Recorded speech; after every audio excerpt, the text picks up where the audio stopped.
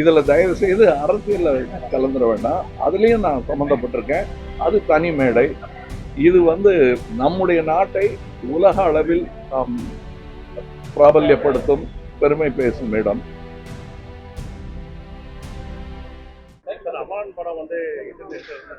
அமரன் படம் international film ஃபெஸ்டிவலுக்கு select ஆயிருக்கு.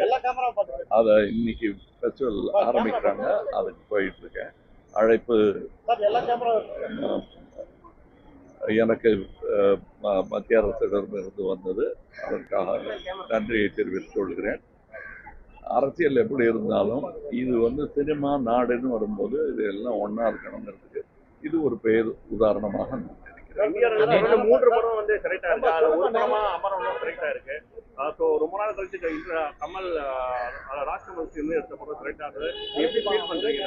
ரொம்ப சந்தோஷமா. ஏன்னா நாட்டுக்கான படத்தை நாங்க எடுத்திருக்கோம். நாடு மரியாதை கொடுக்கணுங்கிறது எங்க எதிர்பார்ப்பு. அது நியாயமானது தான். தொடர்ச்சி இது போன்ற கதை அம்சங்கள் உள்ள படம் கண்டிப்பா எடுக்கணுங்கிறது தான் என்னுடைய ஆசை. எடுத்துக்கிட்டே இருக்கேன். இன்னும் தொடர்ந்து நம்முடைய முப்படைகளை பற்றியும் படம் எடுக்கணுங்கிறது தான் என்னுடைய. இணையறாங்க. இதுல இசைஞானி இணைய வாய்ப்பு இருக்கிறதா?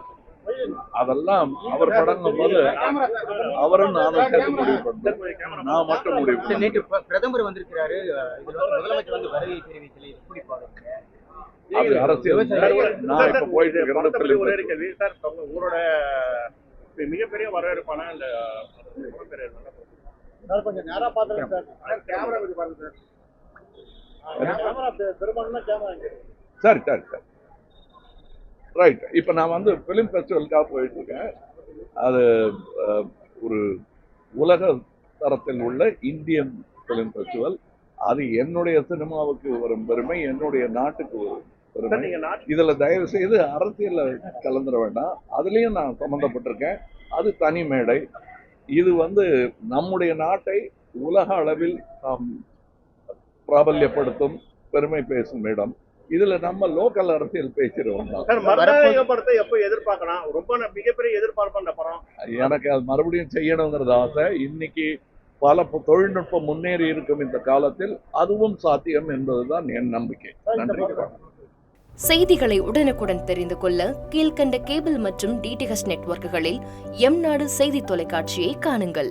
பாதகம் செய்பவரை கண்டால் நாம் பயம் கொள்ளலாகாது பாப்பா. மோதி மிதித்து விடு பாப்பா, அவர் முகத்தில் உமிழ்ந்து விடு பாப்பா. அண்மை செய்திகளை உடனுக்குடன் தெரிந்து கொள்ள இணைந்திருங்கள் எம்நாடு தொலைக்காட்சியுடன்.